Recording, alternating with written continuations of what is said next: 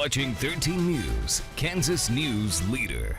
Navigating the happy holiday season can be tough when grief has you feeling sad. Felicia Glass is a licensed clinical social worker and certified grief counselor. She is here today with a little bit of encouragement for those of us dealing with some sadness at this time of year. And I think, first of all, Felicia, hi, first of all, hello to you. I think that's one thing to reassure people of. Is it okay to feel sad? Is it okay if we're not happy all the time? Yes, I want people to be okay with being however they feel, right? So it is important that we are honest and open about what we feel, not feel like we have to stuff those feelings. I always say if we stuff it, it will eventually come out.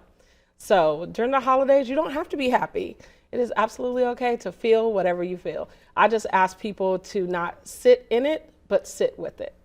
That makes sense, actually, when you think about it. You do several tips, and I put a few of them on a list so that we can kind of go through them because, you know, we feel so much pressure. And so the first one, experiencing the emotions, like you just said, and new traditions are okay. Explain that. We try to hold on so much and think that we're betraying somebody who's no longer with us. Absolutely. So I think it's important that we remember that the traditions that we've made will continue to carry on with us, but it's absolutely okay to be accepting and open to creating new traditions that may involve new rituals of honoring the loved one and making them a part of those experiences. So one of the things I love to share is that in my losses, I have developed a memorial table in my home. So we honor all of our loved ones. People bring the cremains of their loved ones to holiday. We set them all up. We light candles and we honor them and take time to just talk about our story and our experiences. I always say it's great to share the memories, right? And so many times during the holidays, we tend to want to avoid talking about our loved one because it's going to make us sad or someone else sad. And I want you to know that it's okay to have sad moments through the holiday. It's okay if you feel like I just want to retreat. Whatever it is that you're feeling, it's okay to be honest and open with that and move forward using letting your feelings lead you, but don't get stuck in them, right? So when we talk about those traditions, creating new ones allows us to have new experiences to hold on to as we move into the future without that person here with us. Those two things kind of overlap then. The new traditions, then also on that list was the sharing your experience, but right in between there is that it's okay to say no. People aren't happy with me when I use that one. But it's true. Everyone's like, we should do this, we should do this, we should do this. And before you know it, you're overwhelmed on top of the grief. Yes. How do we learn to say no? So and how do we know when we should say no?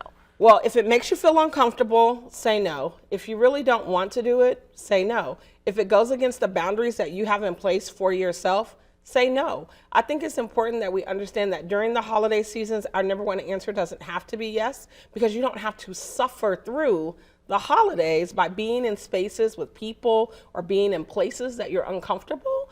It's absolutely okay to set the boundaries about what you will do for the holidays before we get to the holiday. That's true. And no long explanation needed. Because my number one rule is what? No is a complete sentence. It needs no other explanations. And be true to you is the last bullet point I had there on that list. Be true to you. How do we know what is true to us? So truthfully, it's about, can I look myself in the mirror and be okay with everything that I'm deciding to do during my holiday season? So if I wake up and I don't want to get out of bed today, it's okay to go back to bed.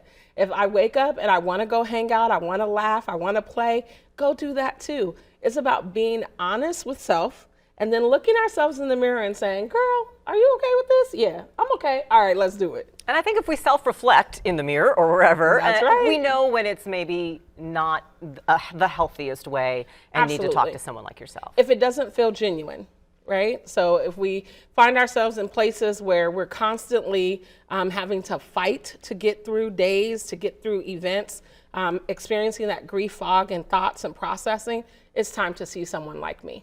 Always good. Felicia, we'll have your link, the grief counselor, on our website. Appreciate you being here. Absolutely. Always good Thanks for having reminders. me. Thanks. Our